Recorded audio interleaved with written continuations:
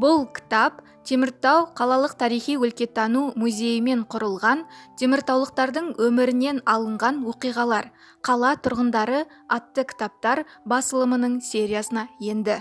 Кітап талантты суретші, шығармашыл адамдардың үлкен шоқ жұлдызын тәрбиелеген керемет тәлімгер, соғыс отында болған, бірақ ол туралы ешқашан жазбаған адам Михаил Степанович Подлесных туралы баяндайды.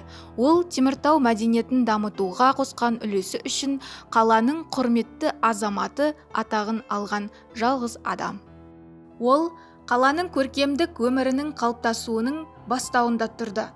Қарағанды металлургия комбинатының суретші безендірушілер тобына жетекшілік етті.